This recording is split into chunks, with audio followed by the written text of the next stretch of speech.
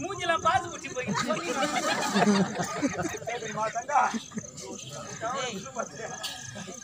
தங்கா இந்த பைத்தியத்தை என்னால் தெளி வைக்க முடியாது.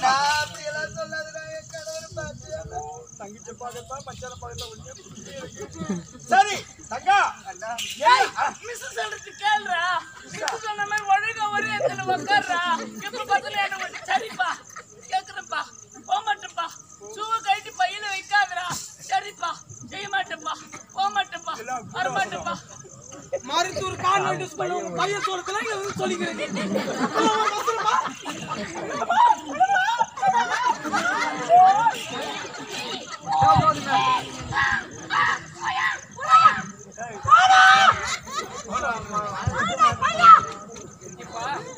என் பையன் சொன்னான்னு நேரம் கேட்ட மாட்டேன்.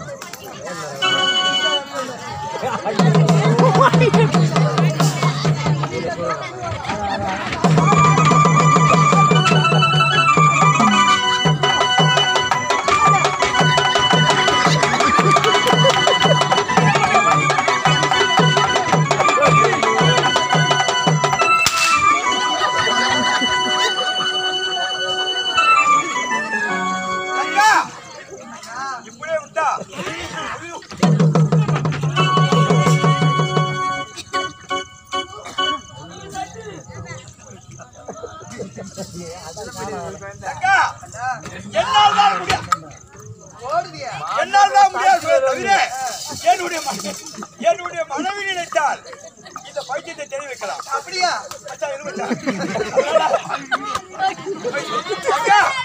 இப்போது என் மனைவி லட்சுமணத்தை சென்று மலை போல் சாத வெடித்து வலகையை விட வயலை உடைத்து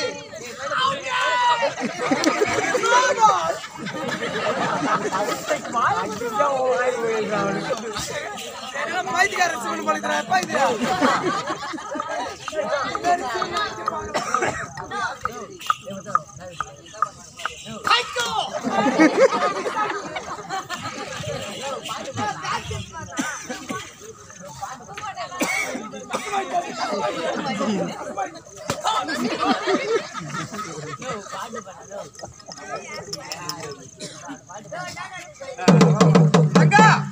இத வந்தாயா என் மனைவி லட்சுமி மலை போல் சாதம் எடுத்து அவள் வலது கை உள்ள வளையலை உடைத்து கட்டுவரலை கீறி உதிரி சாதமாக கொண்டு கொடுத்திருக்கிறாள். இந்த உதிரி சாதத்தை இறைத்தால் அந்த கையில் உள்ள கபாலம் இது துன்பக்காக இறங்கிவிடும்.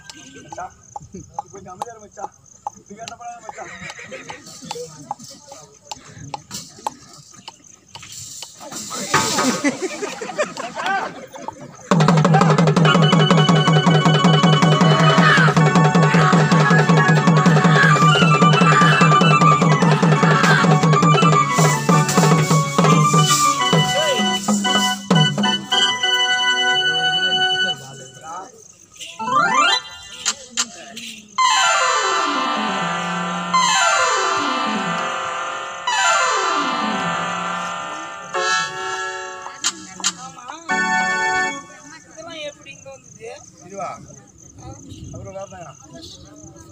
இவங்களாம் ஏன் இங்க உட்காந்துக்கிறாங்க?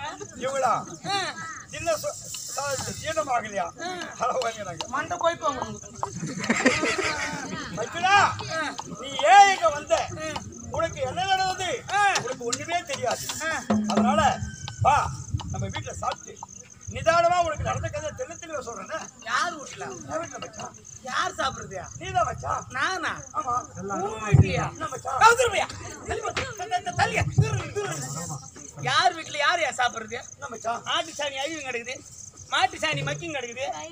இவன் பக்கத்துல வந்தாலே ஒரு செம்பிளாட்டு முறைப்படிக்கு செம்பிளாடு மேய்க்கிற பையன். எனக்கு செம்பிளாடுனா என்னன்னு தெரியாது தெரியுமா? போய் கொஞ்சம் அவுத்து போகலாம்.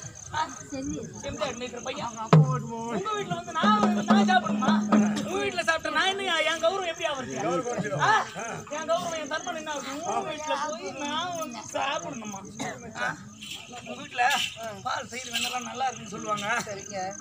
இங்க சாப்பிட்டா கௌரவம் தடுக்குது. அதனால நீ என்ன பண்ற, வரும்போது கட்டப்பையில போட்டு எடுத்துன்னு வந்துரு. ஏன் தெரியுமா? சம்மந்தி வீட்டுல உட்காந்து சாப்பிட கூடாது. இருந்துப்பான்னு சொல்லுவாங்க. சும்மா வார்த்தைக்கு தான் சொல்லுவாங்க. வாயின் வந்து ஒரு கோட்டர் ஆப்பு வச்சுன்னு உட்காந்தா தான் நம்ம நிக்கணும். இல்லைன்னா உடனே கிளம்பி போயிட்டே இருந்துடணும். இல்லைன்னா மரியாதை இருக்காது, கௌரவம் போயிடும். அதனால சாப்பிட்டுன்னு சொன்னானே தவிர உங்க அண்ணா இருந்து சாப்பிட்டு போய் சொல்றான் அப்ப வார்த்தையோடு சரிதான். அதனால என்ன பண்ற, கௌரவம் தடுக்குது. வரும்போது கட்டப்பையில போட்டு சாப்பிடுன்ற அவசியம் எதுக்கு கிடையாது. உன் வீட்டுல நாயா ஏன் சாப்பிடணும்? என் பொண்டாட்டி இருக்கும்போது உன் வீட்டுல நாயா ஏன் சாப்பிடணும்? உன்னை நம்பிதான் சொல்லிட்டேன். நாயா ஏன் சாப்பிடணும்?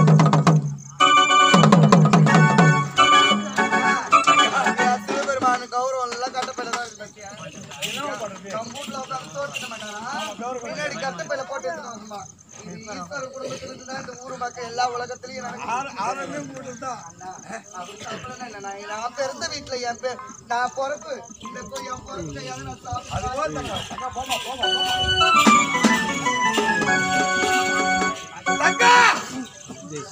பார்வதா அடி பாவி, உனக்கு என்ன ஆணவம் இருந்தால் என்னுடைய மகன்தான் திரௌபதியில் தெரிந்திருந்தோம்.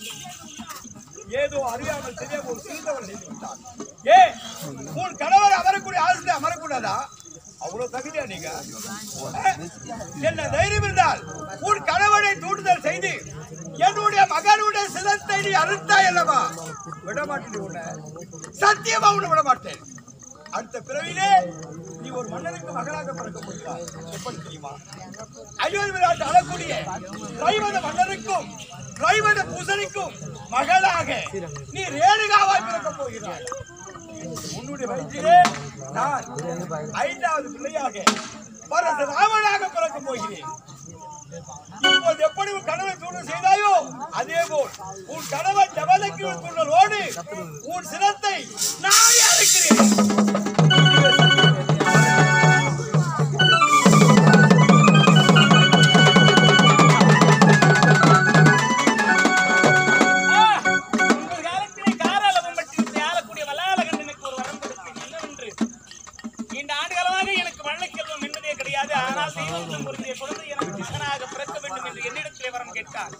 அதுவும் சாட்சாத் இந்த சிவனே எனக்கு மகனாக பிறக்க வேண்டும் என்று என்னிடத்திலே தவம் ஏற்றி வரத்தினை பெற்றார்.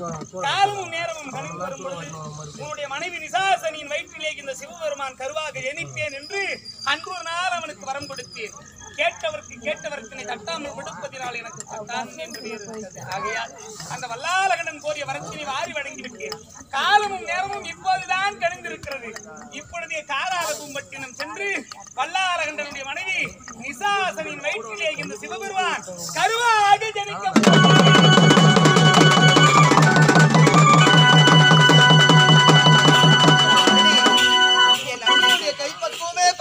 இருந்தாலும் என் கணவரோ அவரை பின்தொடர்ந்தே செல்ல வேண்டும்.